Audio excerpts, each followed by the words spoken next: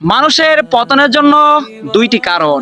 রাসূল সাল্লাল্লাহু আলাইহি সাল্লাম বলেন, ভবিষ্যতে আমার উম্মত হবে অনেক অনেক অনেক বেশি, কিন্তু আমার উম্মতের ভিতরে থাকবে ওহান। সাহাবারা জিজ্ঞাসা করলো, ইয়া রাসূলুল্লাহ, ইয়া হাবিবাল্লাহ, ওহান অর্থ কি?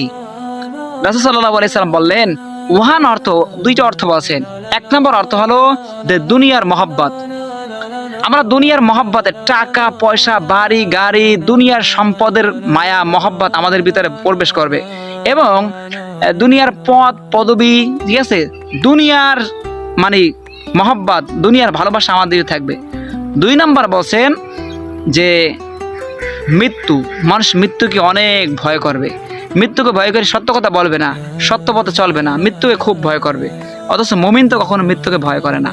তাই এই দুইটি কারণেই মানুষের পতন অনিবার্য। এই জন্য দুনিয়ার লোভ ছেড়ে দেন, মৃত্যুকে ভয় করেন না।